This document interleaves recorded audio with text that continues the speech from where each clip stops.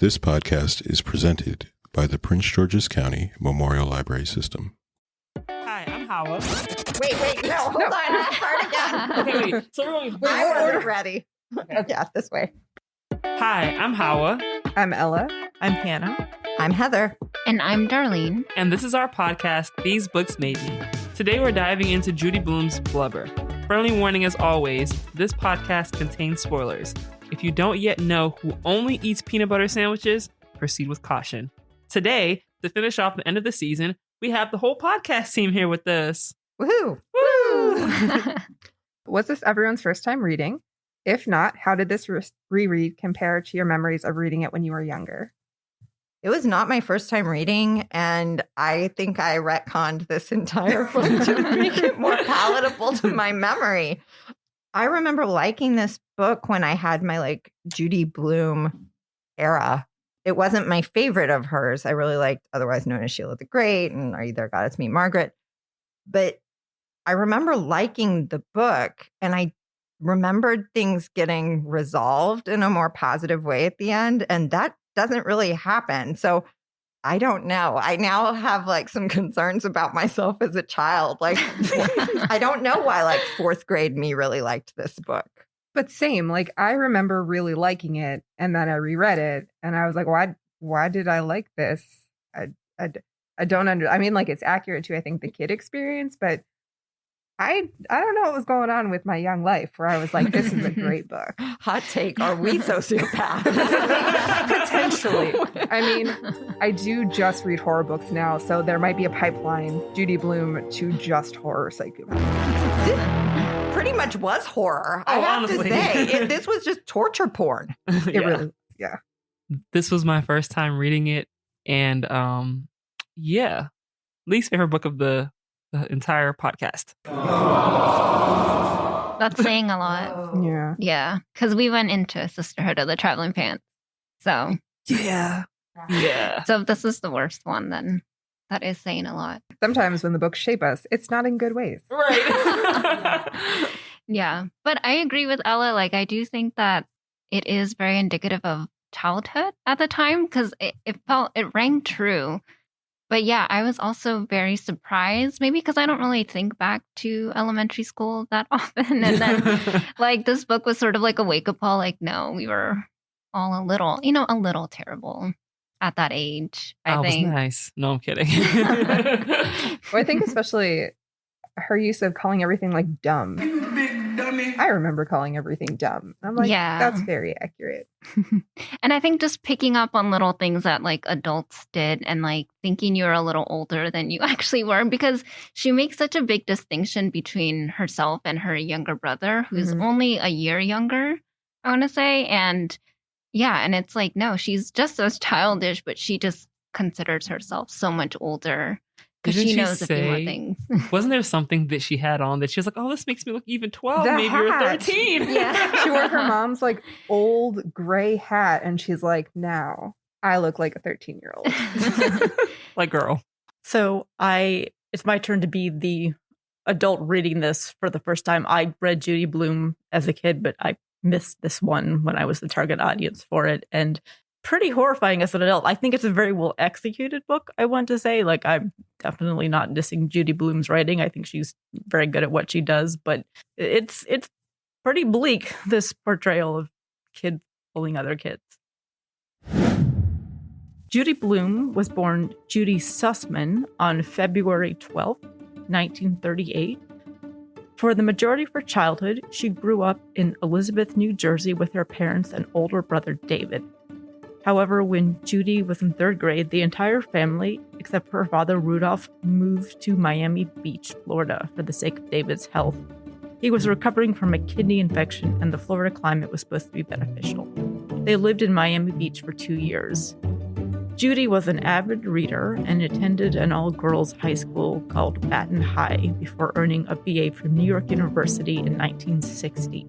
She married a lawyer named John Blume the year before she graduated, 1959, which was also the year that her father died. The couple had 2 children together, a daughter, Randy Lee, and a son, Lawrence Andrew. John and Judy would divorce in 1975. Blume began writing stories and books when her children were still very young. Her first published book was a picture book entitled The One in the Middle is the Green Kangaroo in 1969. Her next published work was Iggy's House in 1970. Blume would also publish Are You There, God? It's Me, Margaret in 1970, which would become one of her best-known books and make her a well-known voice in fiction for readers at the cusp of young adulthood. Blume continued to pen novels devoted to the experience of growing up with frankness and humor. Her novels continued to stir up controversy on account of the topics they covered, but they continued to sell well and often win awards. Blubber was published in 1974. Blume continued to write books for young readers and later branched out into adult fiction as well. Blume has remarried twice, and she owns a bookstore with her husband George Cooper called Books and Books in Key West, Florida. She has received multiple awards and honors, including but not limited to the Margaret A. Edwards Award for Lifetime Achievement, the National Book Foundation's Medal for Contributions to American Letters, and an honorary doctorate in letters from Yale. All right, plot summary of this very bleak book. 5th grade at the Hillside School in Miss Minnish's class is everything you'd expect. Kickball games, lunches that get a little out of hand, Halloween costume contests, and a campaign of relentless bullying that Regina George would find over the top. Class reports on mammals lead to Linda, a shy, overweight girl in the class, being dubbed Blubber by her classmates. Narrator Jill Brenner is initially extremely willing to take part in tormenting Linda by following Queen Bee Wendy's lead. The other students in the class steal Linda's lunch, force her to say humiliating things, trip her, pants her, and subject her to bullying about her weight, her teeth, and her smell. Jill's life outside of being horrible to Linda consists of living with her chain-smoking but trying to quit mother, her lawyer father, and her Guinness Book of World Records quoting younger brother. Jill's lifelong bestie is Tracy Blue, who is in the other 5th grade class. Jill and Tracy get into trouble on Halloween when they leave rotten eggs in the mailbox of the neighborhood grump, Mr. Machinist. That's a wild name. Am I pronouncing that right? Is that how everyone... That was how the audiobook pronounced it, too. That's not a name, and I don't know what we're supposed to take from that. Anyways, Mr. Machinist somehow discovers that Jill and Tracy were the culprits in spite of their pillowcase-covered heads. Jill decides that Linda narked on them, and Wendy proposes putting Linda on trial. Tracy objects to the trial and says there isn't enough evidence to hold Linda responsible, which incurs Wendy's wrath and results in Wendy calling Tracy a slur, infuriating Jill, who derails Linda's trial in response.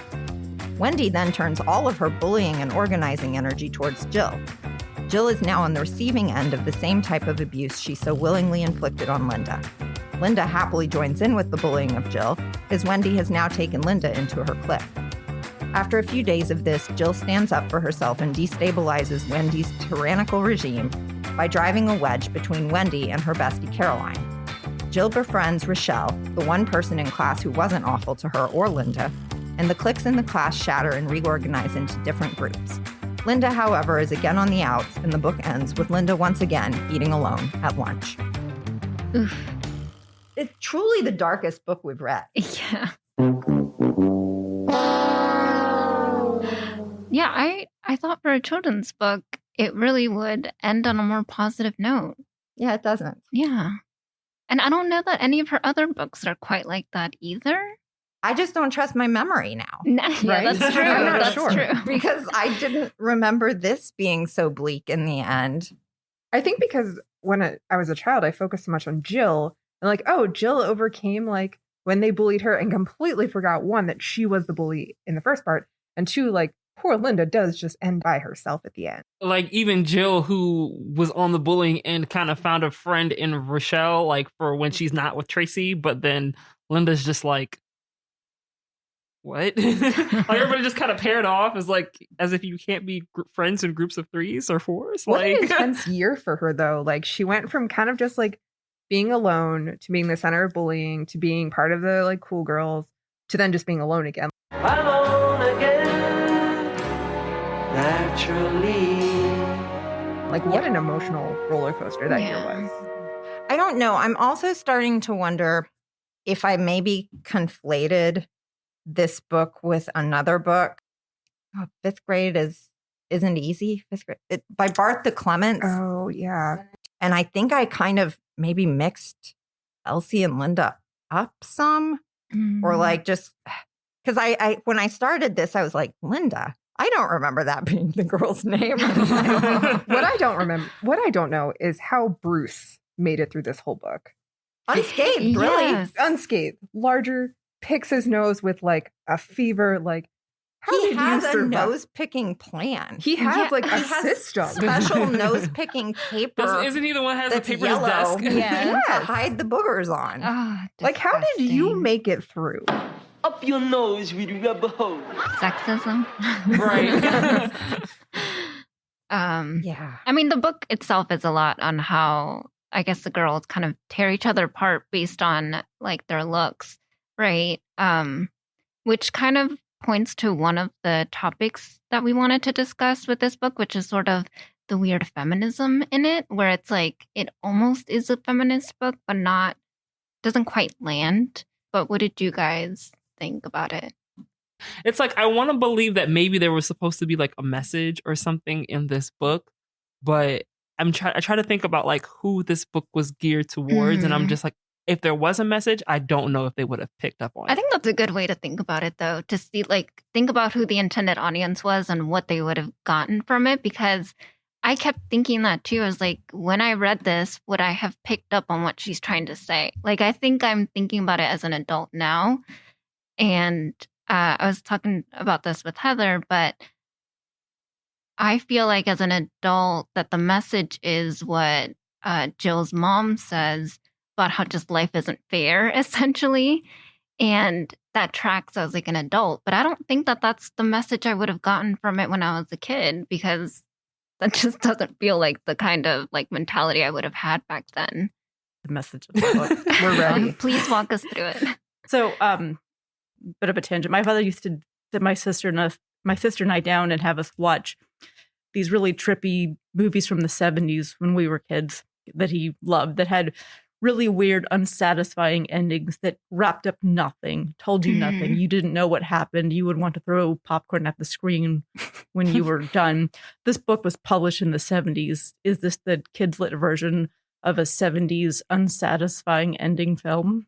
That's interesting. That's not as crazy as I thought you were going to say, to be honest. Yeah, Right. that was actually Because that pretty does lend itself to the discussion. Like, how did it hold up? Like, is it indicative of its time, too? Well, can we circle back though? Because you both read it as kids too. My memory was that this book was bullying is bad, was the message. So don't be bad. Okay, that'd be bad.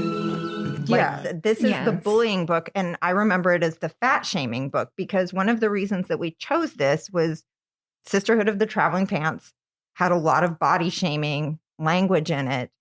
And this was like, oh, well, let's look at a book that tackles a similar issue maybe, but from a different angle. And I remembered this as being a like, hey, it's not okay to fat shame people. It's not okay to bully people book. And as an adult, I'm reading it, and that's not really the message that lands, even though I think that, you know, from the back matter of my book, Judy Blume was saying she wrote this in response to her daughter being sort of the Rochelle in her class. So she wasn't part of the bullying, but she was seeing bullying going on in her school and was bothered by it and didn't really know how to handle it. And so Judy Blume wrote it as a like, if you see something, say something book. Did But Rochelle Rochelle say doesn't anything? say anything. But no one really does speak up. And Yeah. so, you know, I think maybe she was trying to frame it as a identify with Jill, which is very hard to do as an adult because she's awful to Linda. But identify with Jill. And then when it gets turned on Jill, you see like, oh, well, yeah, that would really suck. Like, look, that's hurting Jill. So like you're supposed to get empathy via the narrator's lens. It doesn't work for me as an adult because you dislike Jill so much. But maybe as a kid, I read this and it was like, yeah, a lot of people say stupid stuff to people. A lot of people are mean. And like, maybe I wasn't grasping the totality of how awful it was. I feel like if the book started out with Rochelle, like not participating, but also like there, and then moved to like they were the target. And then I think it would have been more successful. But like you said, like Jill is not nice. She's an enthusiastic participant. She is like no one makes her make that Halloween costume. And even Tracy, you know, I think we're supposed to empathize with Tracy in this. Like she said, hey, this trial isn't good. Like y'all are setting this girl up. And then she gets called a slur. But like Jill's been telling Tracy about this campaign of cruelty towards Linda. And Tracy's just kind of like, yeah, okay, whatever. Like it's just part of the day. So she's not particularly relatable. Like no one ever says this is wrong about stuff that's objectively wrong. The thing that they say is wrong is like, well, she needs an attorney at her trial, which is like a weird, like principled stand to take that has nothing to do with Linda. There was never any lesson learned. No. Really. And you know, for a second, I thought they were going to go in a direction where it was going to be like, so, you know, they're at the bar mitzvah and, you know, Kenny's talking to Linda and they're having a really good time. And I was thinking maybe Jill will be like, oh, you know, she's actually kind of cool after all. Or, you know, like she thinks, you know, she thinks my annoying little brother is funny. Like maybe she's not so bad. And it just was not like that. It was really more like a don't tell anybody you saw me here type thing. Or I don't know you. Don't tell my mom. She was ready to bully both of them. She was ready to bully her brother and Linda. No, Kenny was probably the most likable character in the book. So he was sweet. the only person that was just like, hey, this girl thinks she's been reincarnated like 6 times. She's pretty cool. Yeah. She listened to all of my weird facts. She's awesome. I'd hang out with her. Yeah, I feel like Kenny and Linda's friendship, or like brief friendship in the book, is probably the nicest like respite, I think, during the whole thing, because I was also like, oh, that's so sweet. And then I think that's another thing that kind of signaled to me like, oh, it'll have a positive ending. But yeah, like Hawa said, it didn't. And I was very confused as well. No, there was no redemption arc for Jill at all. Well, I think kind of like what you said about what I was supposed to get out of the book as a child. I walked away from this book thinking, if you are mean to people, people are going to be mean to you. So there was like no lesson learned. It was like a cautionary tale. Like if you are mean to people, they will turn around and be mean to you. So don't do it. And maybe that was the actual lesson here. It's just be scared, don't do this, rather than don't do this because that's a really horrible thing to do to another human being. That was my mom's kind of version of parenting. So, I mean, it fits with the whole theme of my childhood. Like, don't do this, and you should be scared to do this. No, and I guess, you know, now that you say that, I mean, how many things do we do that on rather than like actually strive for real empathy? I mean, how many times do you hear people tell a guy, like, what if it was your mom or your sister? Yeah. Or as though like it just being a woman doesn't register as a human being. So like you need to somehow make it about them. And this is maybe doing the same thing. Like it's still never registered to Jill that like Linda's a human being that didn't deserve to be treated like that. She was just like, oh, it sucks to be treated like that. And I don't want to be treated like that anymore. Well, I guess I'll stand up for this. And now everybody's doing something different. She didn't even stand up for her, because if they had had a lawyer for her, like she would, the book would have just continued. Yeah. And I think the closest it got to it was when, you know, is the girl's name Wendy? The mean girl? bad girl. The mean girl, yeah. When Wendy says, you know, uses the slur about Tracy, she's like, oh, you hang out with, you know, whatever. And that's kind of the closest she gets to kind of like, you know, and again, that was another point where I was like, okay, maybe she'll see that, you know, this is wrong. And instead, it's just more of like well, now everybody turns against her for standing up. And I use it in quotes because it's just like, first of all, if that was your best friend, you really could have done a better job of standing up for her, to be honest. Like, but well, the book even talks about that, like she's come across that issue with the slur before. And so it's not even like she's standing up to her for the first time. It's, oh, I should stand up to her when I hear this about her. Yeah, and it does come across too as like it's not entirely about Tracy. Like she's mad about that. But then her response is more like, I'm going to mess Wendy's shit up. Like it's not, I'm going to take this stand because this is a wrong thing to do. I'm going to teach her a lesson for saying that. It's just like, no, now you've really upset me. I'm just going to like have my revenge tour now. Yeah. And I wonder if it's because we're so used to books for this age group being kind of like hit you over the head. It's kind of like an afternoon special. Like, this is how you should really like tackle these issues, right? Like, this is bad and this is why. And it really spells it out for you. But I think in this one, I mean, yes, I think the messaging got very like muddled. But what I think that she does really well is capture what their mindset would be, because Jill's not an adult, right? Like, she can't really process anything that well. So for me, it makes sense that even when she's bullied and then she ends up being bullied for her own, like for her body as well, it still doesn't like register in her mind that what she still calls Linda Blubber. So I just feel like it makes sense for a fifth grader to kind of not really have any sort of take home from this experience. But yeah, like I can't quite figure out if it's that Judy Blume did a really good job of capturing what the mindset of a like fifth grader would be, or if it's just that she's such an adult writing a child that she's trying to just be like as realistic about it, but not wanting to like hit you over the head with the messaging. I can't quite figure out like which it is. And I don't know, maybe I'm just like making, maybe I'm just trying to like give her the benefit of the doubt, just because I mean, I read a lot of Judy Blume books growing up. Well, I do think, I was going to say, I do think as an adult, what really kind of, for me, the parts that I really think about that are the conversations that Jill has with her mother.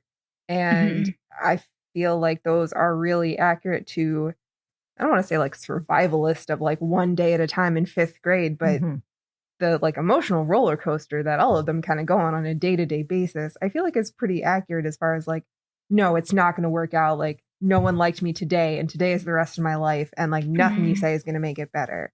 And at that point, I do think that it was kind of accurate to writing in that mindset. But I agree with you that like there were some parts where I was like, I don't know if you were successful with this. To go back to Hawa saying this was her least favorite of the books that we've read, Sisterhood takes that for me. And I think the difference is that one difference is that book was racist on page 1. And this one at least tries to like, starting off strong. Take a stand on like, hey, it's not okay to call people racial slurs, rather than like, I'm going to make a racial slur like on paragraph 2. Good point. Yeah. So like the self-awareness helps this one. But I think that the writing here is actually very good. Yeah. I mean, if like this could totally be like a field study. Like this is just a snapshot of someone documented what was going on in a fifth grade class for this chunk of time. Like it's incredibly realistic. I think kids are awful to each other. They're brutally awful to each other. I have a question for y'all. So I do feel like, a lot of it did feel accurate, but then some of it felt kind of like, oh my God, this is really, really bad. Like they're like pulling up her skirt and like, so to showing her underwear and like making her kiss this other boy. Like, is that not? But like, you didn't have any experiences like that in grade school? Because like kids got pantsed at my school. I went to a class, straps got snapped at my school. So it was very scientific. In my middle school, I went to a Catholic middle school and you wore a skirt until like 5th grade. And then 6th through 8th, you got to wear a skirt, but you would always wear shorts underneath for that very reason, just in case. I was so horrified for her. Like maybe this is me. I think this is me reading this as a, like it just felt so bad. It was very like, first off, where are the adults? Because for the longest time they're like by themselves. Yeah. And 2, like Lord of the Flies esque like mob mentality. But that being said, again, like I think that it does capture something right. So like I have this vivid memory of middle school, also went to a Catholic school, and we had a substitute teach gym and decided dodgeball was a good plan. And of course it went like totally off the rails. And at one point I remember him saying like, this is like Lord of the Flies. And it is like, things go that mode very quickly in the tween years, I think. So like, to me, this is accurate. It's what happens if the girls are running the show and it goes total Mean Girls right out of the gate. Part of what has me torn on this book is I'm asking myself, is the reason that it bothers me so much as an adult that it's not giving a clear message? Like, have I turned into that parent that wants like a morality tale in every story. Because if we were reading this as an adult book, none of us would bat an eye at it. It would be like, oh, this is a very well-drawn depiction of a time in somebody's life. Why do we have a different standard for the kids' book? Because it clearly worked for us when we were kids. I feel like, though, if I was a kid reading it now, though, it's so dated in the portrayal in a way that, you know, you'd see those anti-bullying commercials where people get slammed into lockers and like, yeah, that happens. But also like, it didn't really happen like that. But like, does this seem this far removed? Yes, it's dated. But like, to me, reading this, does this seem that far removed to the kind of stuff that kids do to each other on social media now? That's a good point. I guess because I feel like things like move faster. Like for all the bullying that happened in the book, it was pretty slow and they kept with like the same insult. But I do feel like a true bullying campaign. So how much time actually elapses in this book? That's a good question. Because I viewed this as a few weeks. Right, because there's Halloween. Halloween is the only time that's really like dated, I think. They mention at the end of the book that it's a month before Christmas because she says to her dad, oh, yeah. She shows him her nails and she says, our deal's still on because I think I can grow them in time, you know, so it's like end of November, presumably. Okay. Like weeks. So just a few weeks. That's probably the worst few weeks of her life. Oh my gosh. Yeah. So to answer your question, I think my issue with the book is the fact that I do feel like there is no like resolution. And I think because it covers such, and you know, I was really asking myself that same question. Like, am I that person that expects there to be some kind of resolution at like the end of a book? Because so yesterday I actually had this book sitting on my table and my sister's best friend came over with her daughter, which is my older sister's goddaughter. And she was like, oh, hey, do you need this book? And I was like, I do need it for a podcast for work, but you know, I can let you borrow it when she's done. When I'm done. She's 8. I probably would not give her this book because, or at least, you know, if I were to give it to her, there would have to be conversations had around it just because I don't want to be that person where it's like there has to be some kind of resolution. But as an 8-year-old, and this book, it says it's for 8 to 12, what kind of message would she take away from that? Not every book has to have a message you take away from it, but I do think when you read it at an age like that where it is kind of formative, she's growing up, what would you read this and take away from it, right? Or even as a kid, like if you're a larger kid, a fat kid, and you read this, what would your takeaway from that be? Would you end up feeling worse about yourself? And I think that's kind of why I have the issue with it that I do. Well, but I'm still filling it out. I don't know. Well, I was going to say, I think if the book wasn't so focused on that as like the plot of the book, then I think that I agree that it wouldn't be as important to me as an adult that it have some sort of resolution. But because the entire book is focused on the bullying, it does feel like it should resolve. Like, I think if it was just kind of like a slice of life, like coming of age book, I don't think I would be bothered. Like The Skin I'm In, right? Like reading that book, I thought that the most of the story was going to be like people making fun of her because she was dark skinned. And while that was a part of the story, it wasn't the whole story. Well, and she also got a happy ending. Yes, exactly. But also if she hadn't, which she did, if she hadn't, I would have understood because I feel like as a book that's geared towards teens, they may have more of a life experience. If you're a kid that's experiencing bullying and you're reading this isn't going to make you feel any better about what you're going through. No, definitely not. I kind of wonder, though, if you're a kid that's not experiencing bullying and you are the Rochelle in your class or whatever, and you're just seeing stuff going on, do you read this and think somebody should have done something? Because it seems like Judy Blume is saying that that's what the point of the book was. I don't know how effective that is. I would have liked it better if it ended with Rochelle being friends with Linda. Yeah, I think I'm stuck on the poor Linda at the end. She's alone again. Alone again. Naturally. You know, I think like Hawa said, like, why can't you make groups of 3? Why can't you? And the other thing too is like she's seen Jill stand up for herself and it worked. So like now is the prime time for you to try that too. And she did it when it was just her and Jill. She was like, don't try that with me or else I'm going to go snitch. Yeah. We know you can do it. But like, I guess what's her leverage with the rest of the class is sort of. Yeah, because it's harder when it's a group.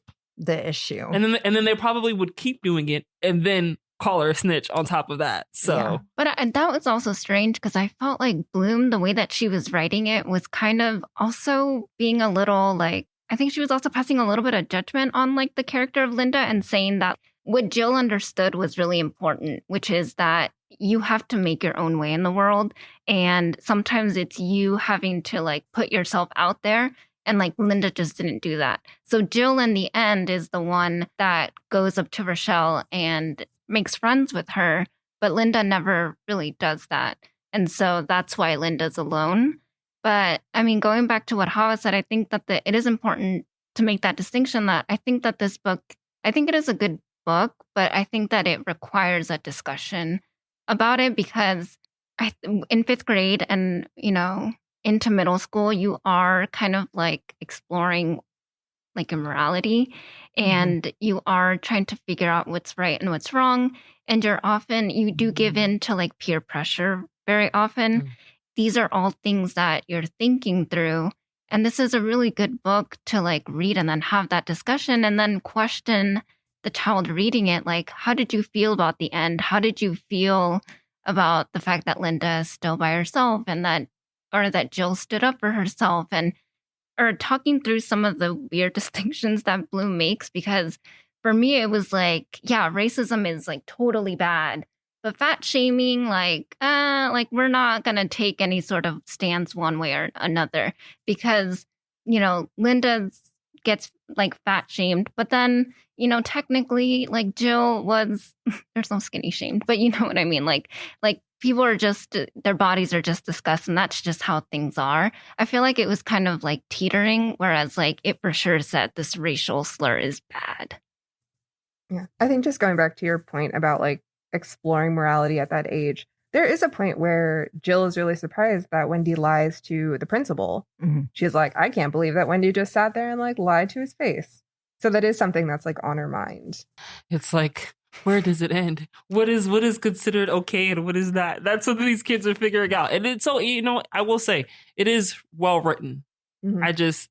I hate when people are mean to each other. I'm that person. No, it's a hard read. I mean, it was brutal. I got to the end again thinking that it resolved and it doesn't. And like Linda being alone, it was like, Jesus, that was dark. This is the last thing I read before I went to sleep. Like I finished the page and then I put my phone. I was like, wow. It was weirdly emotional at the end. Like you just end the book and it's an exhale and you're like, that was sad. Yeah. that was sad at the end.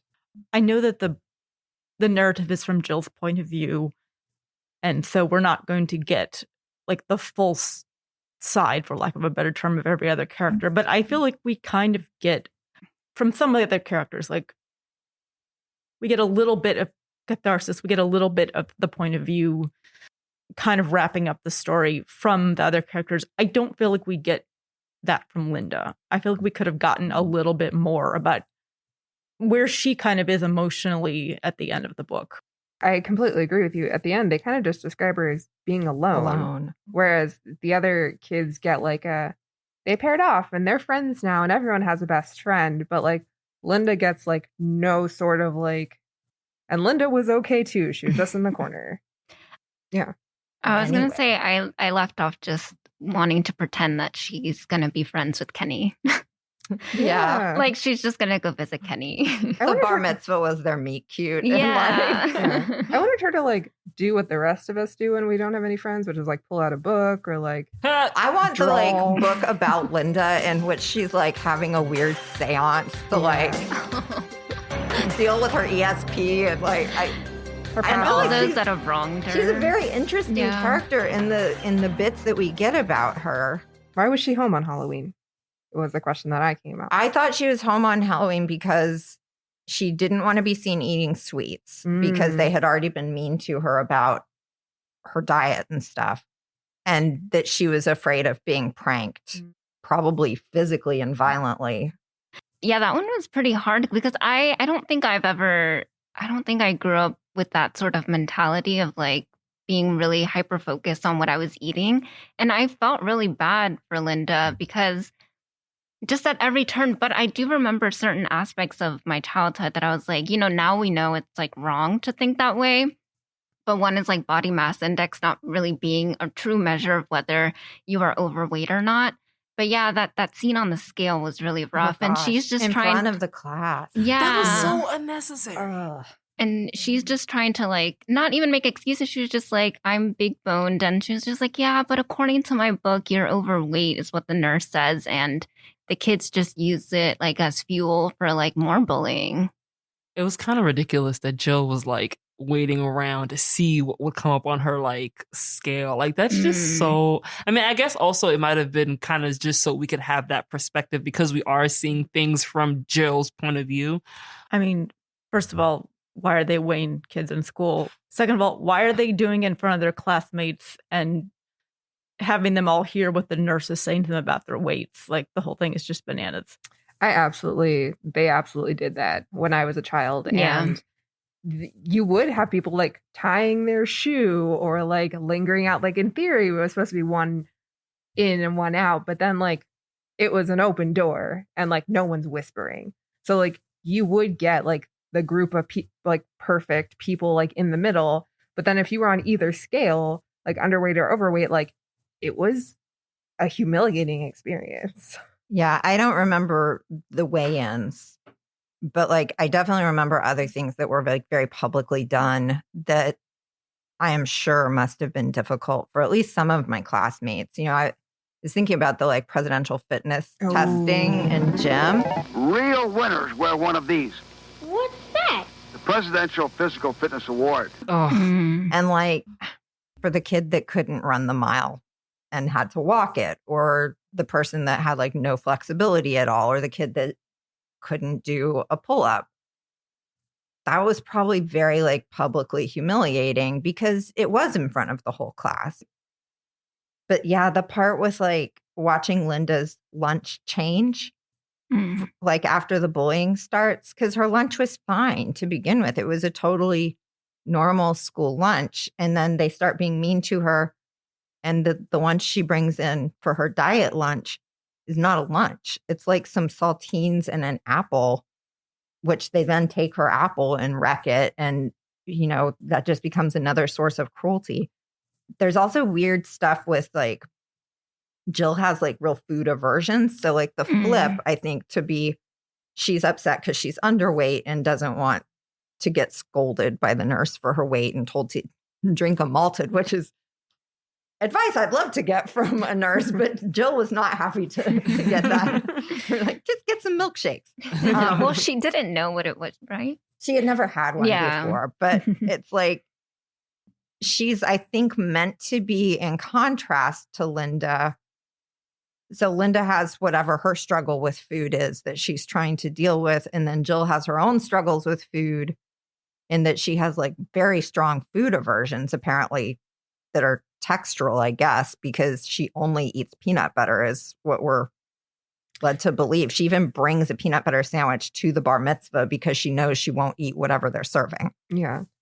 And then she goes to the bathroom and eats it. That's so gross. She goes and has her toilet sandwich. Yeah. And she does get teased a bit, I guess, about her peanut butter. Well, Yeah, no, 'cause they Dan call it Rochelle baby has food. a peanut butter sandwich. Yeah, and that's why I felt bad again because I feel like Jill gets understanding at the end She's because she gets validated and Linda's not. because Rochelle has a peanut butter sandwich too, but then Linda's like eating alone. Yeah, I just don't know how successful it is because it does seem like a very different experience. Being picked on because you're overweight must be very different from being picked on because you're underweight. And like, I was a scrawny kid. Like, people made cracks about my weight at sometimes, but it never damaged me. And it, you know, it was just kind of like, oh, whatever. It's like being called four-eyed. There's a Or when you had your glasses on or something like that. It didn't wound. And I think obviously it is wounding Linda in a way that it's not really wounding Jill to be on the receiving end of those type of taunts, I guess. There's something very adult lensed about Linda does not end up bringing less food. She brings like diet food. The diet right woman. She's someone special. It's different food. It's not a meal. I use Slim Fast for breakfast and lunch. It's not a meal, and it's not a child's meal. It is an adult meal to diet. Give us a week, we'll take off the weight. And I think that adds like a weird othering between the two discussions of their bodies, is that like Jill just gets more food, but the food she has doesn't change because she doesn't want to, drink the milkshakes, but also like other stuff. But like Linda's meal like actually changes. And I think that's like, who wants to be the kid that brings like a bunch of crackers and like a celery stick to lunch? Celery's disgusting, by the way. It is. It is. But I was wondering, like, sorry. No, this is a wild take. What just happened? Do you like celery? Let's talk about it. I do like celery. Captain Vegetable with my carrot. It's only good as a and my vehicle for celery. peanut butter or like blue cheese dressing. Mm. That's by itself, there's no point. Celery is one of those things where I'm like, maybe I was just wrong. And then I try it and I'm like, nope, I was right all No, along. it's nice and crunchy. It's good in like stews or soup. But it's not It's a always water crunchy. stick. You get like Oh, you it's get a the water It's a string. cucumber. Like, I don't like cucumbers I don't like either. But when it's fibrous and like you keep chewing it and chewing it and chewing it and it never gets to a point when you can swallow it, what do you do then? No.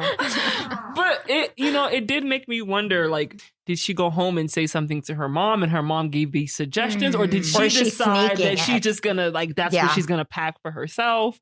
And, there was one point where I wondered if she had been saying anything to her mom, because when they were in the bathroom at the bar mitzvah, sorry to go back a little bit, and she's like, oh, are you the Jill Brenner that's in her class? And for a second I thought like she was gonna be like, oh, well, I heard you been making fun of my baby. But I figured it wasn't, just because I feel like if it had been a situation where she had said something to her mom, I don't think any mom would experience their child going through that and not go to the school about it. And then the teacher would have said something to the class. well, and until the bullying started, I would think Linda wanted to fit in with these kids, right? Yeah. So she might have said like, oh, well, Jill's in my class this year, Yeah. in a hopeful way. When her mom asked how the first day of school went. As someone who grew up like chubby, I have a hard time thinking about Linda going home and like sneaking diet food. Between the nurse's comments and like just how I feel, You think it was parent- coming from the mom? Yeah, I do think it was like perfect. We are putting you on a diet, especially the comment about like her mom being the one that said you can eat whatever you want. Today. Yeah. That's right. She did say that like Yeah. she made the bar mitzvah like a cheat day. Yeah. I'm watching my shape, I probably always will. But just because I'm dieting, must eating lose its thrill. Not on your life, Buster. And that's so Yeah. sad to Which think is of kids trying to have cheat days. Again, this book was written in the 70s, which bringing the great aunt in, Maudie, who was like on the weird vegan kick. Yeah. She was like all vegan 30 and like vitamins. all supplements and like, we're going to juice everything. I wish grandma came. Grandma can cook. Yeah. Like because I think that probably was very much a like, it's a hippy dippy thing. And like, ooh, here comes new age Auntie Maudie. It does give some context to where Linda would sit at that time. Her diet being crackers and an apple, you can kind of see why, like, that's totally inappropriate. Like you said, it's not a meal. It's just a couple of snacks. It's not a meal, and it's specifically not a meal for a child. And there's like no nutrients in it. No. But then like you could see that like, oh, well, if somebody like Maudie got a hold of her, she'd have put her on some kind of juice cleanse. And so you could see context, I guess, for a lot of the weird diet culture and food issues of the time. And that would be pretty heavy, I think, like, because she really is, other than the one boy, Bruce, they're the only ones presented as being heavy. I think it showed like how much more isolating that would have been at the time. Something that we didn't talk about, and I don't know if you were actually, you had a direction you wanted to go in, so I'm gonna let you do that. No, wait, you can just say it. No, I just Somebody lead us. something that we jotted down that we didn't talk about yet. These Halloween costumes, like, why was Tracy dressed as Big Bird, and why was everybody dressed up as a bum? Like, that's Okay, I will stick with confess the- that my mom dressed me as a hobo. For like, there are like multiple pictures of me dressed as a hobo for Halloween. So it was a thing, I guess, at some point. Was this a thing? Like, I mean, these people had money though. Like, I think it was a thing for us because there wasn't money for a costume, and you could burn a cork and smudge it on my face and give me a little stick with a bandana on it, and now I'm a hobo. I feel like though, like there are generational things with that because I feel like for a long time, everyone I knew was like an artist and they just wore their regular clothes and smeared paint like on their shirt and like, washable paint on their shirt and face. And then after Halloween, you just wash the stuff. So I do think that like it was a very potentially accessible costume. I was just going to say, I do have a generational witch costume that I was dressed in for many, many years until I physically outgrew it. And it was an adult costume, so it had to be pinned up a lot. I bet it wasn't better than Kenny's. It wasn't because it only came with a hat and a very tattered robe thing. I did not think to add a cigar or goggles. Yeah.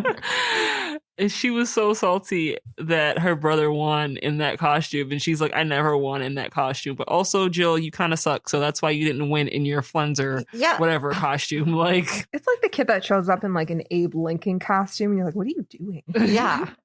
She was mad that the fried egg won the most original. And honestly, like, he's like, he wouldn't even intend to be an egg. It just happened. It just happened. Sometimes these things just happen.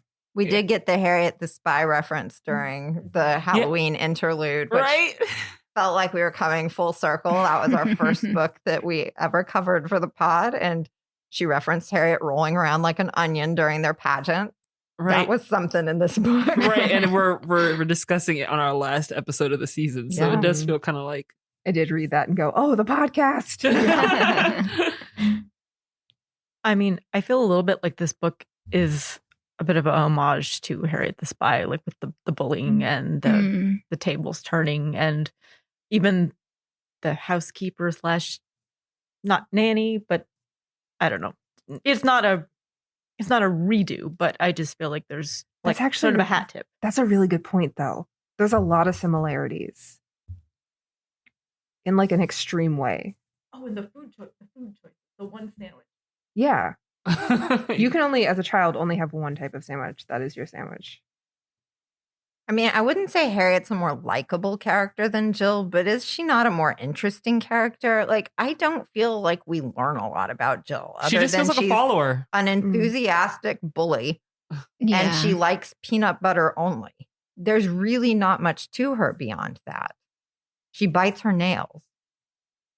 For the story coming from her POV, we know surprisingly little about her, I feel like. Oh, and she collects stamps. Oh, she does like stamps. Which is like a weird, like, she does it with her best friend. She has that like brief exchange over mail about stamps.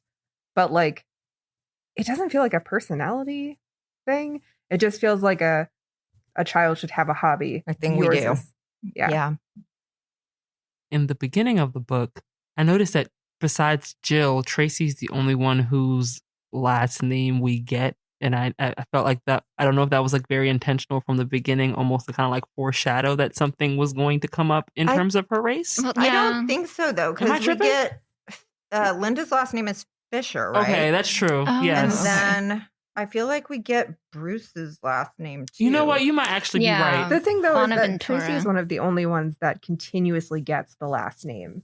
And I read it and I was like, okay, they clearly want me to know that she's Asian. Yes. Yeah. That did feel because we do get other people's last names, but it's very fleeting or it's in context of like at the bar mitzvah, like being announced. But hers is just like the description of her name, first and last name. Yeah. Yeah, we get Donna's last name. Bruce. Which, it may be a vehicle just to drive home. Like, it's just set up for there's going to be a slur that. But also the names. So the girl that they call a whale is Fisher. Then Mr. Machinist, I don't know what that is. Yeah. That's not a name, is it? And I thought it was going to be one of those like, what book did we read recently? It wasn't a Ramona book. It was one of the books where was Babysitter's Club, where like she makes up the name about the neighbor, but then the neighbor's name actually they find out the neighbor's real name at the end. I thought it was going to be one of those, they call him Mr. Machinist, but then you find out his name's actually like Mr. Johnson or something towards the end. Yeah, no, well, and I just kept. But then they said his name was on his mailbox. It was. That was really his name because that was what the parents refer to him as well. Yeah, no, that's actually his name because it's on the mailbox. That's another great example of things not being resolved, though, because I thought it was going to be like that very common trope of mean old man turns out to be nice. Turns out to have a heart of gold. And the last scene is him slamming the door and like getting your brats out of here. Yeah. So like, why did we take that journey together? Oh, wow. But also, like, they didn't finish Rickon, so like, life isn't fair. A lot of people just suck, which is true, I guess. But I don't know. The machinist thing, though, every time I saw it, I was just thinking that Christian Bale movie where he lost all the weight. Yeah. And so that's what I had in my head is this like skin and bones, like scary looking Christian Bale. Well, they're like this is just weird. He's old. He's not old. Does he have kids? Like, is he married? Like, what's going on in there? And there's just no answers. No, we just know everyone hates him and he has a large leaf-filled yard. And he won't donate to UNICEF. So I guess that felt, I don't know if it felt dated, but the UNICEF constant, boxes? the constant like mention of UNICEF and like I do donating remember to getting UNICEF. those boxes though, but I never went trick or treating, This so book I was was never going sponsored. around with them. But yeah, I think that also, I don't know if that speaks to sort of the ineptitude of the adults too, because I feel like the dad, like at the end, he's like, I think they learned something. I don't know. It was just kind of like, I feel like the parents gave advice, but it wasn't like true advice. Like it was very cliche advice. Like, just laugh at yourself and they won't laugh at you. Which is true. I mean, as a parent and as an adult, I think we do that a lot. We do a lot of like trite comments or like, here, let me give you this cliched bit of wisdom that I have. And as a kid, yeah, you think about, I mean, not to go like all Holden Caulfield, like they're all phonies, but like you do think that when you're a kid, you're like, adults are so fake. Like they just tell you all these things and they don't know, like, they don't know what life is really like. And so I think that does come through. It's like all the adults are kind of checked out and then they're sort of going through the motions and they're sort of trying, but like they're just blissfully unaware of how like awful everything is with the kids. And it's a little mixed too, because, you know, they just keep telling her that, you know, some version of life is unfair, but then like also you can't take justice into your own hands. Well, if life is unfair, like she tries to be a vigilante, you know? Life's unfair, but we can make it a little less unfair if we give Linda a lawyer. What an interesting stance to take. Like that was the hill. That we went down. We gotta have a fair trial. We gotta have a fair trial. Uphold the She's like, my dad's a lawyer. They're right. That's fine. Yeah. So, one random thing that came to mind. So I guess because like they don't have a cafeteria in their school, they have to like get milk delivered to them, and by the time like it's lunchtime, the milk is spoiled. That is so gross. We had milk boys growing up because the fridge was in a different building next door, and so the milk boys had to go get the cartons and then bring the cartons to our school. So that does check out, and it was gross. The other thing about this, the fact that it felt like teachers were never really around. So, I mean, I don't know if this was something of the time where like, okay, the teachers would go out to lunch and then they just have a teacher kind of monitoring the halls to make sure all the classes are okay. But that just feels very chaotic. No, but also, I mean, this was a school with just 5th and 6th graders. So I don't know if they were expected to be. At my school, it was like lunch was really the only time. Teachers didn't really get planning periods, I don't think. Mm-hmm. So they would be in the teacher's lounge and everyone was eating lunch. And there were like a couple of lunchroom monitors. But yeah, and same with like recess. You'd have a couple of recess monitors. But things would go completely off the rails during those times. If a teacher needed to go to the office, like if they got called over the intercom or if they needed to take a kid to the office because they got sick or whatever happened, you'd just be left unattended during that time. We did this terrible things. Like, we were real bad when our teachers would go down the hall. They'd prop the door open and they're like, that's good enough. Yeah. I'll be fine. I feel like this being everybody, all the classrooms being an individual classroom as opposed to being a lunchroom just makes it feel so much more chaotic. The amount of physical bullying really surprised me. That was, because I didn't think that rang true to my experience growing up. Like everything else, like I think kids can be mean and cruel in how they speak to one another. But like the physical bullying was the one thing that I don't really remember too much of. I don't feel like and this sounds extremely gendered, I don't remember a lot of girl to girl bullying being physical. Yeah, agree. I just it was a lot of the very sharp words. Not like they like hold her down and drag her places, throw her in closets, like cram food in her mouth, hold her nose so she can't breathe, and that was actually like it's intense. No, it's very like violent. there was some scuffles, but it just never got to that point, and like that so many people were in on it. At least they have to be pulling from somewhere, unless they're just like again, like Ella said, I don't remember it happening a lot with girls to girls, but I know there were definitely shoving instances on the playground where the kid that was on the outs with the other boys would get knocked down a lot more.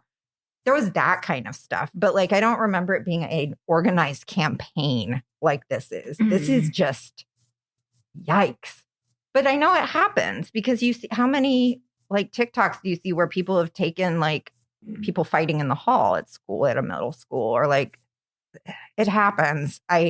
But yeah, it's just so relentless in this book. Like she is just assaulted over and over and over again. And it's hard to read. Oh, the part where they make her say the sentence and then at some point she doesn't need to be bullied. She just says it. Yeah, it's awful. Yeah, they break her. And then they just leave her alone at the end. Yeah. And then they're done. I was going to say we could just end the discussion. Yeah, I think that's how a good the book ends. It's like it's just like and then they just leave her alone at the end. Like, yeah, you get to the end and you're like, wait, where's the rest? Yeah, and it's like, oh no, this is a Judy Blume note and an excerpt from "Are You There, God? It's Me, Margaret." Nothing else happens. Yeah, and there are other books that she made series for, but this was not one of them. Yeah, I don't think so. Each episode, we are heading into the library and talking to you. Well, not you, but people like you, right here in the stacks. Today, we want to know, what is the most unique Halloween costume you've ever seen? A skeleton costume, because it looks like the same thing, the same insides, but it's blocky. I think the best costume I have ever seen someone wear was, I think, a vampire. Which costume? Rather broad. Big dinosaur person. He had like a big dome dinosaur thing. It was just brown. Like, kind of like a big, actually had the head and like the arm. Oh, like one of the T-Rex guys? Transformers. They were kind of cool. My favorite costume is a Sonic, like this one right here. So I see you have a Sonic comic with you right now. Yeah. Mine. Go for it. Are you talking to my recorder? This is mine. What was it? It's a big dress with decorated strings that are sparkly, that they're gold. That sounds amazing. Did you wear that? Yes. That sounds fantastic. Were you like a princess or something? Yes, I was. That's amazing. Well, about me, I think was a Bob sponge made with cardboard. Awesome. So it was really nice. The person barely can move, but it was nice. And in tribute to Jill's mom, who simply cannot quit smoking, we are going to find out what kind of cigarettes we are. Actually, it says, what cigarette should you smoke your first time? But it is a personality quiz. We're just trying to see if the system actually pays attention to our podcast. Pushing boundaries. What are they going to do? It's E for edgy. And it says, how do you feel when you smell smoke from cigarettes in public? Choices are, I don't like it at all. I don't mind it. I find it very appealing. Ew, stay away from me. Ew, stay away from me. Ew, stay away from me. I'm be honest, it's ew, stay away from me. And I try not to be a judgmental person, but like, you do your thing. Just don't do it near me. We're answering as Jill, yeah, correct? I will. Oh, no, answer as yourself. Oh. I will give pointed looks. I will say I don't like it at all at this point. Yeah, I don't like it at all. Do you like mint flavored sweets? Yes, I love them. They taste nice. No, ew. They taste nice. I mean, like, you know, I'll try a peppermint, eat some mint flavored gum, but like, it's not like my go-to when I'm craving a sweet and go to the store and grab that. I love them. Mint ice cream is my favorite ice cream. Oh my God, ew. Hey, I'm sorry. I just got swept away by the super good burn. You know what? Hating celery, hating mint ice cream, And cucumber. Yeah, mint chocolate chip. Has a thing Do you like with peppermint green. patties too? I do. They're my favorite candy. I'm not gonna lie, I used to love peppermint patties, but now I hate them. Also good. Yes. all in on the thin mint. Something about like the sharpness of the mint. Andy's mints, Also, also Oh my God, delicious. love Yeah. it. Yeah. I mean, I get made fun of. Do you guys like junior mints? Heck yeah. Yeah. They're Those used so to fly gross, off the though, when shelves they when I melt. worked at the movies. The But then patties, they're but hard smaller. to get out of the bottom because Yeah. you've had them on your lap, and they're not a good movie candy. But then you for that open up the reason. other end and you like get them from behind. But it's a glob then. It is, but I mean, I like I just that. always feel like my hands are sticky from them, That's fair. but I do still love them. so. If it makes you feel better, my partners like to joke that I like toothpaste food. So Yeah. yeah, Toothpaste food. toothpaste food. But that really puts it into perspective. Yeah. I hadn't considered You like your toothpaste ice cream? I mean, I do. You think about that next time you have mint. I will. I will sip my mojito and I'm like, ooh. contemplate that. Well, I like to drink toothpaste herbal tea at night. So, you know, I'm with you, Ella. I'm going to pick they taste nice. Okay, the very important question: why do you want to smoke? This assumes that we all want to smoke.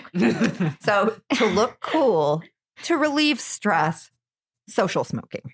Social smoking. Yeah. To I look guess. cool, aesthetics. Duh. Like I'd be holding the cigarette but not actually smoking. Like What was that YA book? You put it near your mouth, but you don't give it the power to kill. It's like a John Green. I remember that. I don't know what it Was is. that The No. Fault in Our Stars? Yeah, the Fault in Our Stars. He put the unlit cigarette in his mouth. And he's like, you give the whatever the line was, No. but you don't give it the power to kill. No, it reminds me of that Community episode where Troy puts like a candy, like he's like smoking a candy cigarette.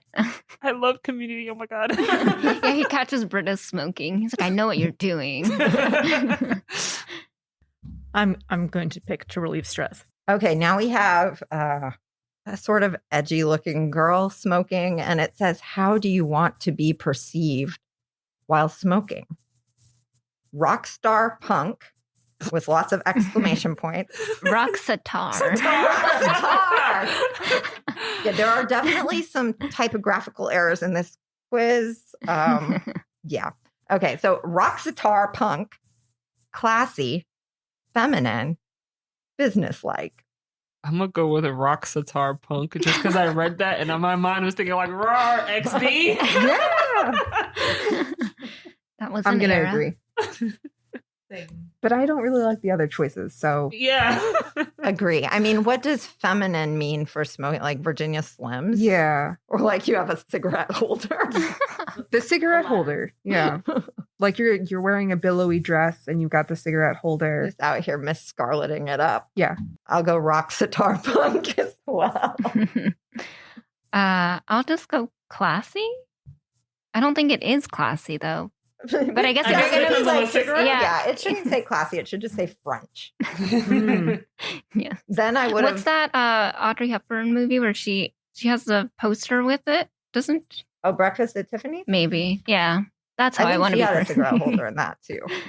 Classy. Classy. feminine. Okay, now we have images. It says, which smoker looks the coolest? Is that J-Lo? That is J-Lo at the top. That's who is next to her? Is that Winona Ryder or maybe I don't know who that is. Mhm. Is that Kylie? Keira Knightley? I don't even Wait, know. the bottom? Yeah. I think that's Taylor Momsen. I think so too. I don't even know who we these people have are. J-Lo smoking in a button-down looking shirt. Real And businesswoman. Her hair's pulled back. Then we have a black and white image of a rather French-looking woman with sunglasses on smoking. And then we have, I believe, Taylor Momsen sitting in a director's chair holding a cigarette while looking at her phone. Well, in terms of who looks the coolest, I mean, this picture, the black and white picture is definitely, I think, the best looking picture. But if I had to pick, well, so I'm going to go with that. But if I had to pick which one would probably represent me, it'd probably be the girl in the chair who's holding it, but not actually smoking it. But I'm going to go with the black and white picture because that one looks the coolest. Yes. It does look the coolest. Yes, agreed. Mine is stuck loading. Did anyone get a result? Yeah, I got menthol. Same. Is that the only answer? That's No, I got lights, but it says want the tobacco and don't like mint, which is confusing because I wrote that I love mint. So I just don't think this quiz is accurate. And then this one says, like a cool icy blast of mints, menthols are the best for you. All popular brands like Marlboro, B&H, L&M, Camel, etc. make them. Be sure to give them a try. Kind of a lame quiz, y'all, but the other ones were super long. It's okay. The one actually had good results. It had like cloves on there. I think it gave me Gauloise as the answer. So like it had edgier cigarettes on there, but no, we're just getting some convenience store menthols. And Ella's getting some lights. With the one thing that I like removed from them. Robbed you of the thing that you liked the most. Yeah. I'll share my menthols with you. My toothpaste cigarette. Thank you. Thank you. Well, that happened. Yeah. Each episode, we ask whether our book passes the Bechdel test. The Bechdel test asks whether a work features two female characters who talk to each other about something that doesn't involve men or boys. So, does it pass? Yes. It does. Literally all they talk about is bullying. Well, that's it for this episode and this season of These Books Made Me. Keep an eye out for some bonus content during the hiatus. Feel free to drop us a tweet. We're at PGCMLS on Twitter and hashtag These Books Made Me.